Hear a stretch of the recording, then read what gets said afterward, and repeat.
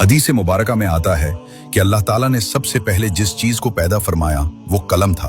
अल्लाह ने कलम को पैदा करके हुक्म दिया, उक्तुब यानी लिख। कलम ने हैरत से पूछा, या अल्लाह मैं क्या लिखूं? अल्लाह ताला ने फरमाया, कयामत तक जो कुछ भी होने वाला है सब लिख दे।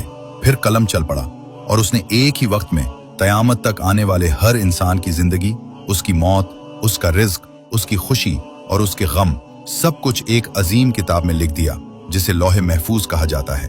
यह ऐसी तख्ती है जो सफेद मोती या सुर्ख याकूत की तरह है और जिसकी लंबाई जमीन से आसमान जितनी है। और इसे महफूज इसलिए कहा जाता है कि ना कोई शैतान, ना कोई फरिश्ता और ना कोई मखलूक उसमें एक लफ्ज भी बढ़ा सकती है और ना ही कम कर सकती है।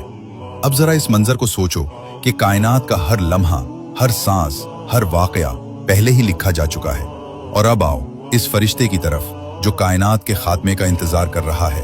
वो हैं हजरत इसराफील अलैहिस्सलाम। ये वो फरिश्ता हैं जिनका साइज ऐसा है कि उनके पांव 7वें जमीन से भी नीचे हैं और उनका सर अर्श के नीचे है। नबी करीम सल्लल्लाहु अलैहि वसल्लम ने उनकी हालत बयान करते हुए फरमाया, जब से अल्लाह ने इसराफील को पैदा किया है उन्होंने अपनी आंख की पलक तक नहीं झपकाई।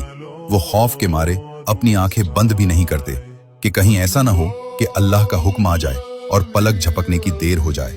उनकी नजरें हर वक्त अर्श पर जमी हुई हैं और उनके हाथ में है सूर, एक ऐसा आला जो सींग की शक्ल का है, जिसका साइज जमीन और आसमान जितना है और उसमें इतने सुराख हैं जितनी इस कायनात में रूहें हैं। हजरत इसराफील अलैहिस्सलाम उस सूर को अपने मुंह से लगाए हुए हैं, अपनी फूंक तैयार रखे हुए, और उनकी झुकी हुई पेशानी बस एक इशारे की मुंतजिर है कि कब अल्लाह हुक्म दे। और जब वो हुक्म आएगा तो वो एक फूंक मारेंगे और उसकी आवाज ऐसी होगी कि पूरी कायनात, सितारे, कहकशाएं, पहाड़ सब कुछ टूट कर बिखर जाएगा, ऐसे जैसे शीशा चूर चूर हो जाता है।